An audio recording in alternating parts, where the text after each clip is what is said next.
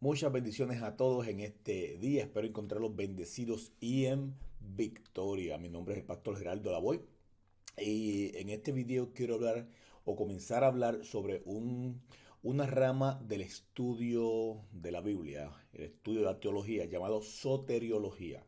Soteriología es el estudio de la salvación, una de las ramas de la teología. La soteriología, el estudio de la salvación, tiene muchas diferentes doctrinas de las cuales con el tiempo se han ido creando um, entre unas personas y otras tratando de descifrar cómo somos salvos. Muchas veces escuchamos la palabra salvación y la ponemos en un término muy pequeño o demasiado expandido. Mi, mi trabajo en esta clase no es decirte qué creer, sino explicarte las diferentes ramas que existen o diferentes doctrinas que existen en lo que es la salvación. Y tú decides tomar tu propia decisión acerca de lo que vas a escuchar y de lo que vas a ver en estas clases. Muy bien. Hablando sobre la soteriología, el estudio de la salvación, vamos a comenzar por hablar de la gracia de Dios en la salvación. La salvación, como decía, muchas veces la ponemos en un término demasiado cerrado o demasiado expandido. Yo quiero ponerte la salvación en dos aspectos de la salvación. El primer aspecto de la salvación lo consideramos como la salvación completada o cumplida, lo que es llamada la justificación. La justificación simplemente significa que cuando Cristo murió por ti, decidió justificar tus pecados, o sea, hacerte justo frente a los ojos del Padre, entendiendo que no somos justos, que somos pecadores, pero cuando el Padre nos mira a nosotros, mira al único que es justo, que es el Señor Jesús, y por ende, por medio de Jesús somos justificados. Quiere decir que entendiendo que somos pecadores, Jesús ha dicho, yo sé que son pecadores, pero mi justicia se la deposito a ellos y en este momento los consideramos limpios, sin mancha y salvos, ¿ok? En el camino. Significa que Jesús pagó un precio y nos justificó, nos dio la libertad. Ahora la pregunta es, ¿qué vamos a hacer con esa salvación? ¿Qué vamos a hacer con esa entrada, con ese ticket gratis, con esa gracia, con ese regalo que Jesús nos ha entregado? ¿Qué vamos a hacer con eso? ¿Lo vamos a desperdiciar o lo vamos a apreciar? Vamos a ver esta salvación completada o cumplida, esta justificación, este principio de la salvación, como miramos la tipología que Dios hace con el pueblo de Israel en el desierto. Cuando Dios mata al cordero en Egipto, cuando en Egipto está el pueblo en Egipto, Dios mata al cordero, Dios hace pasar el ángel de la muerte, Dios, por medio de esta redención del pueblo, Dios saca al pueblo de las garras del faraón, de las garras del mundo, y lo transporta a un lugar, lo transporta al desierto y cierra las aguas. Lo que Dios hace es que lleva al pueblo a un tiempo de desintoxicación del mundo, desintoxicación de lo que los rodeaba y a un aprendizaje de cómo vivir en comunión con el Señor. Por eso vemos que en el medio del desierto varias cosas pasan. Por ejemplo, la presencia visible del Señor como columna de nube, columna de fuego. Las tablas de Moisés que Dios les da a Moisés para que les diga al pueblo cómo vivir una vida separada del mundo. Subimos dos aspectos. El primero es la salvación inmediata. El pueblo no hizo nada para recibir la sangre del cordero. Dios se la entregó. Dios los redimió y los trajo al desierto. No hacía falta nada más que simplemente el pueblo dijera, yo me encierro con el Señor para protección del Señor. Acepto que el Señor hizo un sacrificio por mí y mató un cordero y derramó su sangre sobre mi casa. Ahora, la segunda parte de esta salvación viene lo que se llama la santificación, es la salvación aplicada. Dios me dio una entrada al cielo, Dios me dio una entrada al desierto, Dios me dio una entrada, perdón, no al cielo, sino al desierto. Dios me dio una entrada a vivir ahora en el reino de los cielos, aquí en la tierra, vivir con Jesús aquí en la tierra. Y ahora yo tengo que decidir qué voy a hacer con esa salvación, con ese premio, con esa gracia que Dios me entregó. En relación con el pueblo de Israel, cuando ellos pasan al desierto, que tienen la gracia de poder entrar sin que hicieran nada, Dios simplemente los bendijo y no ellos no solo ganaron. Dios le dice, ok, ahora te dictamino un tiempo de santificación. un tiempo de obediencia, un tiempo de fe, un tiempo de que aprendas a vivir conmigo para que puedas entonces conquistar lo que te voy a entregar. Entendemos por la historia que el pueblo inicial no supo hacer esto y perdió la entrada um, a la tierra prometida. Esto es lo que se llama la salvación aplicada o la santificación progresiva, que que el Señor te permite crecer en tu santificación, comenzar a separarte del mundo e ir aprendiendo en el camino qué es lo que vas a hacer. Por eso nos dice la palabra que el Señor nos va perfeccionando hasta el día de nuestra muerte, haciéndonos más, separándonos más del mundo hasta el día de nuestra muerte. Es en esta área donde muchas personas pierden su salvación porque aceptan el regalo de entrar al reino de los cielos, aquí en la tierra, de vivir en el reino de Dios, pero no quieren moverse bajo las reglas del reino de Dios.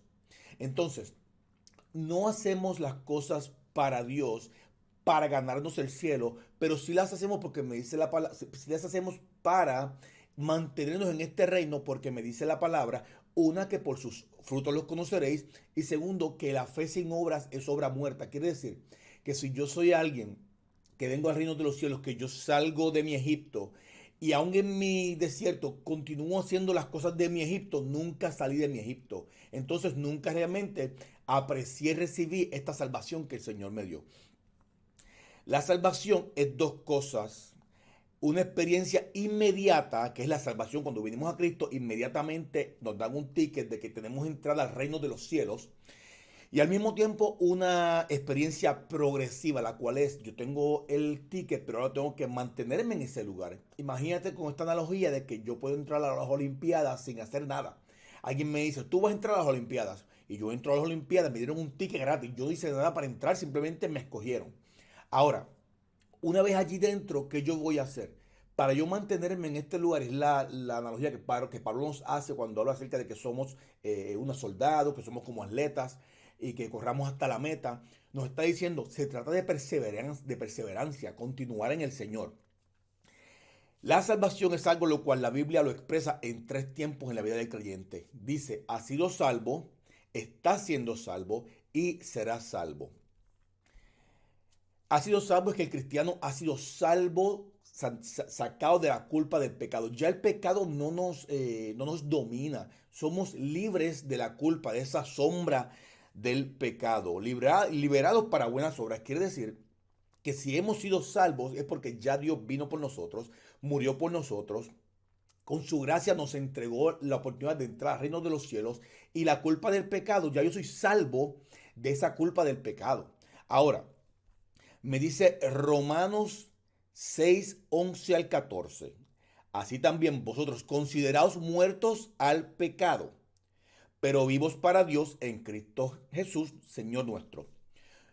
El versículo 12 me llama muchísimo la atención. No reine pues el pecado en vuestro cuerpo mortal. Si la enseñanza de Pablo en este lugar es, si moriste al pecado y ahora vives con Cristo, esa es santificación, has sido salvo. Ahora, versículo 12, no reine pues el pecado en vuestro cuerpo mortal, te dice, mantente salvo y no permitas básicamente que el pecado continúe en tu vida cuando ya has sido salvo del pecado. Si fuiste salvo del pecado, no puedes continuar viviendo en el pecado. No reine, no tome control pues el pecado en vuestro cuerpo mortal, de modo que lo obedezcáis en sus concupiscencias. Si somos salvos tenemos dos opciones, obedecemos al Señor o obedecemos las concupiscencias de la carne. No podemos decir, soy salvo por el Señor, pero al mismo tiempo me dejo reinar, dominar, vivir bajo el reinado del pecado y continuar haciendo estas cosas. Entonces no puedo decir soy salvo si sigo viviendo en un reino en el cual no pertenezco. Ni tampoco presentéis vuestros miembros al pecado como instrumento de iniquidad, sino, a cambio, presentaos vosotros mismos a Dios como vivos de entre los muertos y vuestros miembros a Dios como instrumentos de justicia, porque el pecado no se enseñoreará de vosotros, pues no estáis bajo la ley, sino bajo la gracia. Lo que Dios me está diciendo aquí no es que por medio de la gracia yo tengo el permiso de cometer pecados porque ya Él me entregó salvación, sino que por la gracia que Él me entregó, que fue que yo no me merecía que Jesús muriera por mí, yo no puedo ganarme esto, ni puedo simplemente hacer nada más para ganármelo, ni nada menos para ganármelo, pero la muerte de Cristo me da entrada simplemente al reino de los cielos. La permanencia en este reino, yo tengo que entender que yo tengo que continuar moviéndome ahora bajo un señorío celestial y que no puedo continuar moviéndome bajo un señorío de pecado y al mismo tiempo decir que tengo entrada al cielo. Son dos cosas bien diferentes. Filipenses 2:12 al 15 me dice, por tanto, amados míos, como siempre habéis obedecido, me habla acerca de obediencia, este es Pablo hablando a los filipenses, diciéndole que han obedecido y por medio de su obediencia estas cosas están pasando, no como en mi presencia solamente, sino mucho más ahora en mi ausencia, han sido obedientes frente a Pablo y fuera de Pablo. Ocupaos en vuestra salvación. La palabra ocupaos que se usa aquí, la palabra griega ocupaos que se usa aquí, la palabra original cuando se escribe la Biblia, esta es la palabra que el escritor plasma en los rollos, es la palabra katergasomai. La palabra katergasomai significa trabajar a tiempo completo o terminar algo. Pablo, en referencia, en contexto, lo que Pablo le dijo a los filipenses fue: ustedes han obedecido fuera de mi presencia como tanto en mi presencia. Así que trabajen a tiempo completo o terminen esa salvación que ya comenzó en vosotros. Este pueblo ya tenía la salvación adquirida, una entrada al cielo. Pero ya en ese dominio, en ese reino celestial en que vivimos hoy día, tú y yo vivimos ahí, si estás en Cristo Jesús, vives en el reino de los cielos, ya vivimos bajo el dominio del Señor, bajo el señorío del Señor, bajo el reinado del Señor. Ya que estás ahí, continúa trabajando a tiempo completo, en todo tiempo, cuidando tu salvación, cuidando lo que ya Dios te entregó, apreciándolo como algo fino, como algo frágil, con temor y temblor, porque Dios es el que nosotros produce así el querer como el hacer por su buena voluntad. Me dice que tú y yo tenemos las fuerzas para no estar en pecado. Haced todo sin murmuraciones y contiendas, para que seáis irreprensibles y sencillos, hijos de Dios sin mancha. Me está diciendo aquí, mis hermanos, que yo no puedo vivir una vida pensando que soy salvo y al mismo tiempo vivir una vida totalmente manchada por el pecado. ¿Me habla esto de perfección? Por supuesto que no. Somos todos pecadores según la palabra del Señor. Todos redimidos, así estamos a Cristo Jesús. Ahora, que cometamos pecados en los cuales nosotros tal vez son pecados inconscientes o pecados de reacción, a que yo decida cometer pecados constantemente para luego decir, Señor, perdóname. O sea, yo, por ejemplo, yo decida ser fornicario, es una decisión, es algo que no fue involuntario, hubo un pensamiento corrido para que esto llegara, una mirada, un hablar, hubo un pensamiento corrido para que este momento llegara y yo continúo haciéndolo y después que lo hago yo pido perdón por esto pensando, Señor, yo lo puedo hacer y pedirte perdón y tú me perdonas y todo está bien y mañana vuelvo y lo hago. En ese momento no ha habido una conversión en tu vida todavía, o tal vez la hubo y la despreciaste y tienes que regresar a unirte una vez más al Señor. El estar sin mancha me está hablando de que yo no puedo andar por la vida cometiendo los pecados que yo desee, que yo quiera en todo momento, sin pensar en las consecuencias del pecado. Hijos de Dios sin mancha en medio de una generación maligna y perversa, en medio de la cual resplandecéis como luminares en el mundo. O sea, me está diciendo, tienes que ser diferente al mundo. No podemos decir soy salvo y al mismo tiempo ser igual que la oscuridad. Si Dios me dice, como aquí dice, luminares en el mundo, hablándome en referencia a que somos luz en medio de las tinieblas, a que no se esconde una luz bajo una tapa, me está diciendo, usted, cristiano, es la luz del mundo. No puede la oscuridad ser igual que la oscuridad y esperar la oscuridad, alumbrar la oscuridad. Es imposible. Tiene que la luz, tienes que en tu salvación convertirte en luz. Y esta luz ahora es diferente a la oscuridad. ¿Okay? El punto número 3 que decía es que seremos salvos. ¿Ok? Hemos sido salvos, estamos siendo salvos y seremos salvos. Y esto es en referencia a la venida de Cristo. Entendemos que en ese momento no solamente termina todo dolor en nuestra vida, somos salvos, no solamente del pecado, somos salvos del dolor del mundo y salvos de las enfermedades. En Romanos 13, 9 al 11 me dice deberes cristianos. Este es el tema, deberes cristianos.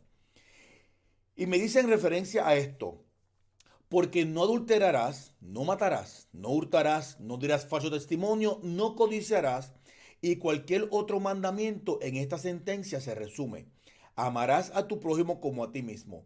El amor no hace mal al prójimo, así que el cumplimiento de la ley es el amor. Y esto conociendo el tiempo que es ya hora de levantarnos del sueño, porque ahora está más cerca de nosotros nuestra salvación que cuando creímos. Miren esto. Y esto, conociendo el tiempo, conociendo los tiempos, conociendo lo que está pasando, conociendo que Cristo se acerca, conociendo que ya Cristo viene, um, que ya es hora de levantarnos del sueño, porque ahora está más cerca de nosotros nuestra salvación que cuando creímos.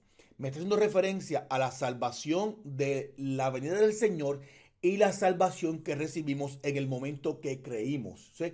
Me dice, ya está más cerca la salvación de nosotros que la salvación en el momento que creímos. Cuando creímos ya somos salvos, ya somos puestos en el reino de los cielos. Pasamos todo este tiempo desde que nos convertimos hasta la muerte o hasta que Cristo venga, eh, trabajando en esta salvación. O sea, agradeciendo esta salvación, haciendo actos de bondad, haciendo actos de amor, en agradecimiento a que ya somos salvos, no para ganarnos la salvación, pero tampoco hacemos cosas despreciando la salvación. Y luego estamos al final donde ya Cristo nos busca, sea por la muerte o sea por la segunda venida, donde somos totalmente salvos, donde ya hemos entrado totalmente al reino de los cielos. La gracia de Dios en la salvación. Tito capítulo 2 versículo 11. Porque la gracia de Dios se ha manifestado para salvación a todos los hombres. Este es uno de los versículos que muchas personas usan totalmente fuera de contexto para, especialmente en lo que es el calvinismo, que vamos a estar hablándolo hoy, para expresar que por la gracia de Dios hay predestinación y elección sobre algunas personas y no otras personas. Obviamente, este pensamiento no va en relación con toda la palabra del Señor.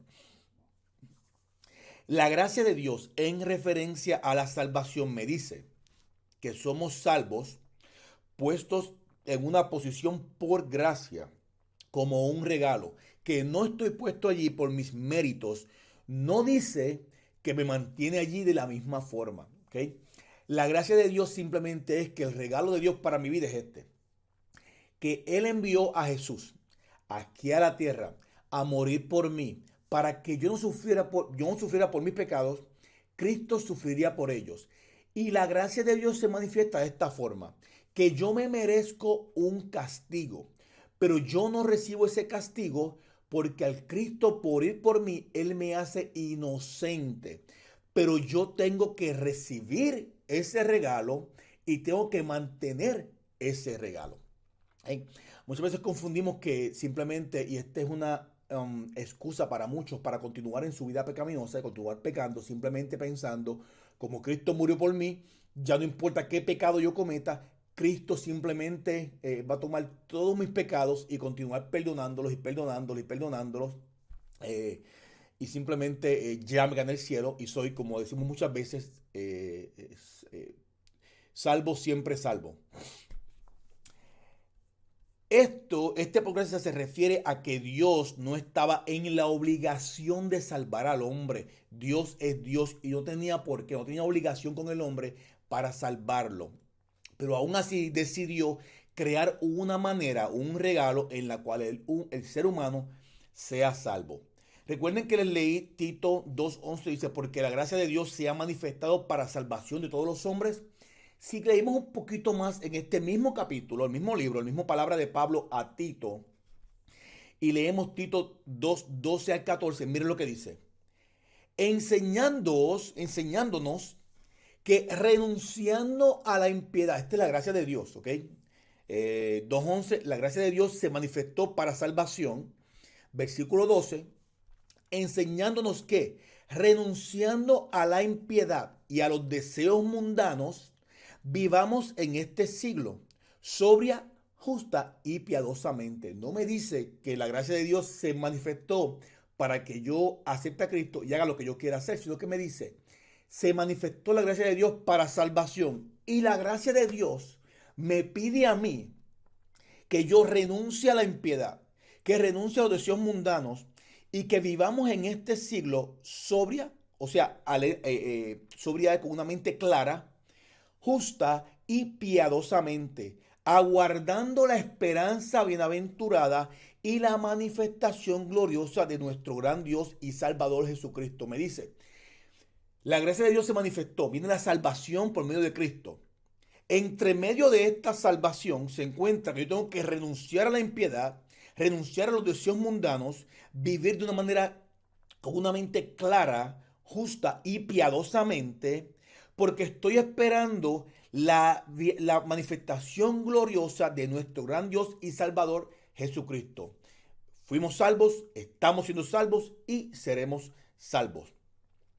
Quien se dio a sí mismo por nosotros para redimirnos de toda iniquidad y purificar para sí un pueblo propio, celoso de buenas obras. Y luego Pablo le dice a Tito, esto habla, exhorta y reprende con toda autoridad, nadie te menosprecie. Pablo le explica a Tito, predica esto, habla esto, este es el evangelio de Cristo, que Él quiere que tú vengas a Cristo, cambies tu manera de ser y entonces puedas entrar al reino celestial. Y Pablo le explica a Tito, no dejes que nadie cambie tu pensamiento, mas tú continúa predicando esta palabra de poder que es la que realmente cambia a las personas. Los cristianos en el mundo están de acuerdo en lo que es que la salvación viene de Dios y que es por gracia, pero están en desacuerdo en cómo esta gracia es manifestada. Y una de estas escuelas, vamos a estar estudiando algunas escuelas, pero hoy específicamente, por cuestión de tiempo, vamos a hablar que una de estas escuelas de pensamiento es llamada el calvinismo. Y el calvinismo cree que el ser humano es incapaz de responder al llamado de Dios. En otras palabras, el calvinismo piensa que nosotros como seres humanos somos incapaces de aceptar el evangelio por nosotros mismos.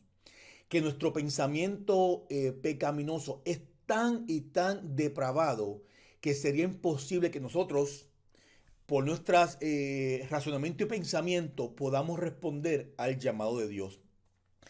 Que se nos hace imposible responder o sea, no, se nos hace imposible no responder a la gracia de Dios. Que cuando nosotros vemos la gracia de Dios manifestada en nuestras vidas, que se nos hace imposible no responder a esta gracia. En otras palabras, que si el evangelio es presentado a una persona, a esa persona se le haría imposible no responder. Estas dos cosas, me acabo de hablar una en contra de la otra, es exactamente, no me estoy turbando mis palabras, es exactamente lo que el calvinismo piensa. Tiene dos pensamientos contrarios, pero te voy a enseñar cómo es que ellos lo explican y cómo, como yo lo pienso, está totalmente mal. Este grupo selecto y escogido, jamás, el que acepta a Cristo, porque ha sido forzado a escoger a Cristo, nunca puede perder su salvación. De ahí viene el pensamiento, una vez salvo, siempre salvo. El mayor problema del calvinismo es que ni siquiera viene de Calvin, el teólogo Calvin, donde viene el calvinismo. Calvin simplemente expuso algunas cosas que él pensaba y otras personas cogieron sus pensamientos y crearon lo que se llama el calvinismo. Miren lo que Calvin mismo dice en uno de sus comentarios acerca del libro Primera de Juan, capítulo 2, versículo 2. Según Calvin, él dice, Cristo sufrió por los pecados del mundo y en la bondad de Dios esta salvación fue ofrecida a todos sin distinción de personas. Su sangre fue derramada, no solo para una parte, sino por toda la raza humana. Este es Calvin en sus pensamientos. Sin embargo, vamos a entrar a los puntos del calvinismo y cómo estos puntos afectan las religiones o las denominaciones de hoy día, porque el calvinismo tiene 5 puntos que vamos a estar estudiándolos. Y en estos 5 puntos, algunas denominaciones han escogido pensar, aceptar 2 puntos, 3 puntos, 1 punto del calvinismo y no los 5 puntos. El problema es que el calvinismo es una serie de pensamientos que van unidos. Y si aceptas uno, aceptas los 5. No se separan uno del otro porque uno te lleva al otro. No puedes aceptar uno, justificar un pensamiento y no aceptar los 5. Entonces, te voy a expresar los 5 pensamientos básicos del calvinismo y de ahí vas a ver cómo los pensamientos doctrinales de algunas denominaciones van naciendo y cómo en este tiempo donde salen dando falsos maestros, tú puedes decidir, ¿ok? En el Espíritu Santo, orar, eh, entrar en comunión con el Espíritu y dejar que sea el Espíritu mismo el que te guíe al entendimiento de la palabra. Los puntos del calvinismo. Punto número 1 es la depravación total del ser humano. Y este punto declara que el ser humano es incapaz de venir a Cristo por su propia voluntad. Que el ser humano está en total rebelión y que el ser humano no puede entender la luz del Evangelio. La enseñanza aquí es que el ser humano no tiene total libre albedrío y que aquellos que aceptan a Cristo no fue porque así lo decidieron, sino porque Dios los obligó. El pensamiento de depravación total es que Dios escogió un grupo selecto de personas a los, a los cuales solo a esas personas Dios le mostró la gracia de Dios, el regalo de poder aceptar y entender el Evangelio y que solo estas personas predestinadas por Dios son las únicas que pueden aceptar a Cristo Jesús. Que el resto del mundo no puede aceptar a Cristo Jesús porque Dios no se ha manifestado con esta gracia sobre ellos y que de acuerdo con esto, esas personas a las cuales Dios les entregó, les abrió los ojos y les entregó el Evangelio y los forzó porque no tienen libre albedrío, sino que Dios por sus fuerzas, por su voluntad, los forzó a aceptar el Evangelio, nunca pueden perder la salvación porque nunca la aceptaron. Dios se las impuso. Este es el primer pensamiento del calvinismo, lo que es la selección. Las debilidades de este pensamiento es que el ser humano es creado a la imagen de Dios. Es un ser pensante y racional, al cual Dios le entregó libre albedrío para tomar decisiones en sus acciones y confrontar sus consecuencias. Por esto Dios le da al ser humano la oportunidad de tomar decisiones en relación a Dios. Por ejemplo, las cuales son el arrepentirse, el creer en Dios, el tener fe en Dios y el recibir la salvación. Y si no hace esto, el hombre es condenado por rechazar el mensaje de amor y de gracia de parte de Dios. Dios no le pediría a un ser humano que hiciera algo que este ser es incapaz de hacer y luego condenarlo por no hacerlo. El hombre será juzgado por sus decisiones y sería inmoral de parte de Dios castigar a un ser humano si nunca este ser humano tuvo la oportunidad real de poder tomar la decisión de estar en el reino de los cielos. El primer punto del calvinismo es este, que si Dios que estamos tan depravados que no podemos aceptarlo. Eso no es culpa tuya si no aceptas a Dios, de acuerdo con el calvinismo. Y si lo aceptaste es porque Dios te dio una gracia especial para poder aceptarlo. El segundo punto es la elección incondicional. Del punto número 1, que es la de total depravación, pasamos al punto número 2, que es la elección incondicional. El segundo punto de los calvinistas es la predestinación. Ellos creen que el ser humano, solo algún grupo, los escogidos y elegidos, reciben salvación porque Dios los escogió a ellos y no ellos a Dios. O sea, Dios los seleccionó para que esas personas fueran exclusivamente los salvos. Vemos este pensamiento en muchas religiones, en muchas denominaciones, aunque a veces lo vemos enmascarado. Por ejemplo, la predestinación y selección de los 144,000, que está totalmente tomado fuera del contexto en el que Dios quiere que se tome. la palabra predestinación y elección en la Biblia, donde simplemente habla acerca de la elección de todos aquellos que han decidido estar con el Señor. Dios eligió que todos los que lo aceptaran serían salvos. Dios eligió eso. Dios no eligió solo tú y solo tú y solo tú porque yo te voy a forzar a hacerlo. No. Él eligió, él decidió que todos aquellos que lo aceptaran como Señor serían salvos. Es totalmente diferente.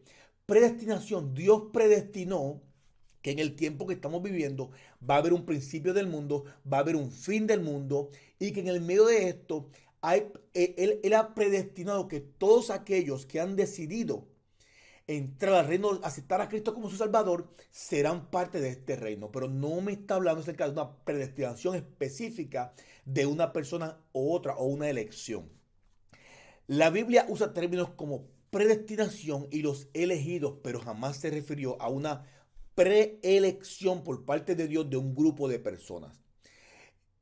Para poder creer en el punto 2, elección incondicional, hay que creer en el punto 1. Que si uno de estos dos puntos falla en nuestro pensamiento racional y en la enseñanza bíblica, entonces los dos puntos son falsos. El tercer punto es la expiación limitada. Quiere decir que la muerte de Cristo, de acuerdo con el calvinismo, la muerte de Cristo solamente es para expiar, para libertar de los pecados a un grupo de personas y no a todo el mundo. O sea, Dios no murió por todos, Dios solo murió por algunos.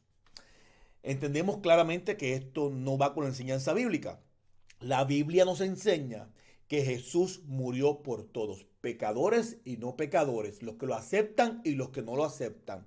Él murió por todos, pero solamente los que aceptan el sacrificio reciben la salvación. Esto no significa que todo el mundo recibirá a Jesús y entrará al cielo, pero sí significa que Él murió por todos para que todos tengan la oportunidad de hacerlo. El punto número 4 es la gracia irresistible. Y en este punto el calvinismo determina que la gracia de Dios es irresistible, que una vez la gracia de Dios se le muestra a una persona elegida por Dios, esa persona no puede negarse a aceptar la gracia de Dios y por ende, como nunca tuvo decisión en aceptarla, no tiene decisión en perderla. Ahí viene el salvo siempre, el punto salvo siempre salvo. Que si Dios decidió dar su gracia al hombre, éste no se puede resistir a ella y tiene que por obligación responder a esta gracia. Ellos determinan que si el hombre no puede hacer nada para ganarse la gracia de Dios, entonces tampoco puede hacer nada para perderla. El hombre solo sería un ser pasivo en la historia del mundo. Entendemos claramente que esto no es así. Los problemas de este pensamiento es que la Biblia nos enseña que el hombre se debe arrepentir de sus pecados, tomar un cambio, hacer un cambio en su vida, volver a Dios y Dios entonces regenera al ser humano. Vuelvo y explico cómo fue la tipificación, la tipología del pueblo de Israel saliendo de Egipto. Que para esto pasaron por esto, para que pudiéramos entender estos puntos en el día de hoy de una forma más sencilla, de una forma más analítica y entendiendo la analogía. Sale el pueblo de Egipto, es redimido de sus pecados, entra al pueblo al desierto a ser cambiado por el Señor, santificado por la palabra del Señor, especificado en el libro de Levíticos, para entonces tomar control, posesión de la tierra prometida, de las promesas de Dios. Las promesas de Dios no eran alcanzadas hasta que el ser humano aceptara el sacrificio del cordero y entrar en un proceso de santificación en el desierto. La manera correcta de entender el trabajo de Dios en el hombre antes de su conversión es entender el trabajo por medio del Espíritu Santo en el hombre, el cual provee a todos una gracia básica, el cual llamamos muchas veces la conciencia, que te dice lo que está bien y lo que está mal, que te va conviccionando. Pero esta convicción no es dada solamente a unos, es dada a todos. El punto número 1 es la perseveración de los santos. Y aquí es donde viene el punto más claro de lo que se conoce como salvos siempre salvos. Los calvinistas enseñan que los santos, para ellos los santos son solamente los escogidos por el Señor, los predestinados y elegidos. No todo el mundo, simplemente los predestinados y los elegidos, que entendemos que, al menos en mi pensar, eso está totalmente erróneo. Los calvinistas enseñan que los santos van a perseverar ya que la salvación depende del Señor. O sea, que todos los que fueron elegidos van a alcanzar la meta porque simplemente no se trata de ellos, se trata de que Dios les ha quitado el libre albedrío y Dios toma decisiones por ellos para hacerlos perseverar. Que la salvación depende del Señor y de la irresistible gracia que Él ha derramado sobre algunos por medio de la sangre de Cristo. Enseña que como el hombre no tiene nada que ver con la salvación, entonces no depende de él tenerla o perderla. De esta manera, ellos creen que los santos perseverarán porque Dios ya declaró que tendrían vida eterna. En este pensamiento calvinista, muchas denominaciones han decidido aceptar algunos. Por ejemplo, algunas religiones no escogen depravación total, que todo el ser humano está totalmente perdido, pero eligen aceptar lo que se llama la perseveración de los santos, que aunque el hombre haga algo mal, Dios va a forzarlo a regresar a los caminos. Entendemos que esto no es correcto. Dios no te fuerza a hacer. Dios va a presentar situaciones en tu vida que te ayuden a regresar a los caminos, llamado consecuencias del pecado, en las cuales Dios, como ya te ha creado en ti una conciencia del pecado, una separación del pecado, va a haber una convicción acerca del pecado en la cual te ayude a regresar a los caminos. Pero Dios no puede forzarte a tomar decisiones, a regresar a los caminos. En otras palabras, Dios puede forzarte, Dios decide no forzarte. Se trata de decisión propia. ¿Okay? Algunos quieren escoger la gracia irresistible, que una vez el evangelio es presentado, para eso tenemos que aceptarlo. Entendemos que esto no es así. Muchas personas han recibido el evangelio. La Biblia nos explica que muchos se les predicará, pero que no lo recibirán. Elección incondicional. Entendemos que Dios no murió solamente para algunos.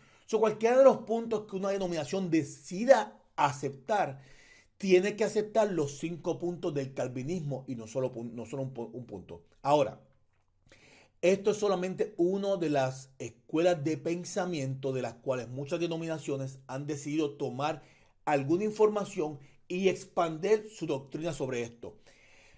Estaremos en otras clases hablando sobre otros puntos doctrinales de lo que es soteriología o los estudios de la salvación. Pero te dejo con este pensamiento. Jesús murió por todos. Jesús murió para darte la oportunidad de que respondas al evangelio. El evangelio fue esparcido a todo el mundo para que todos tuviéramos la oportunidad de entrar y recibir la salvación. Una vez recibida la salvación, nuestra preocupación debe ser simple.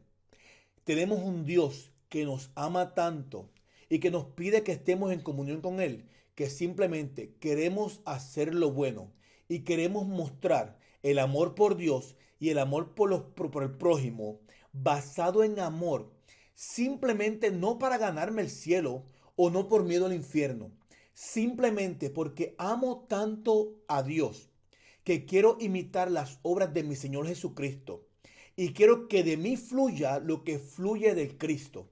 Quiero que de mí fluya el Espíritu Santo de Dios. Quiero simplemente hacer las cosas bien, dar frutos y dar buenas obras, no para ganarme el cielo, sino porque ya Dios me dio entrada a Él. Y quiero moverme en esta área simplemente porque quiero manifestar a mi Cristo en mi vida. De esta manera simplemente vivimos una vida aferrados al Cristo, viviendo en el amor y la armonía que Cristo da en nuestras vidas. Y lo que queremos manifestar por medio de este cuerpo, por medio de mis pensamientos, mis acciones, mis mover, mi caminar y mi mover de manos, mi hablar, simplemente para glorificar a aquel que ya murió por mí y al cual estoy esperando que un día venga a buscarme, sea en la muerte o en la segunda venida, y me lleve finalmente a la morada que Él tiene para nosotros. Amén. ¿Cómo somos salvos? Simplemente en un resumen, yo me preocuparía por hacer lo bueno para agradarle a aquel que ya murió por mí. Así que los dejo con este punto en el día de hoy, lo que es el calvinismo, la gracia del Señor, y luego vamos a estar entrando en otros estudios um, sobre lo que es arminismo, que es otro tipo de pensamiento también que lleva allá. Y vamos entendiendo los diferentes pensamientos para que al fin de los tiempos no seamos engañados por doctrinas o pensamientos que no van de acuerdo con la palabra. Pensamientos analíticos. Podemos tomar la Biblia y pensar en forma analítica y decir, si Dios hizo esto, entonces quiere decir que Dios está pensando en esto. Amén. Dios los bendiga y gracias a todos ustedes por haber escuchado este tiempo en este estudio. Bendiciones.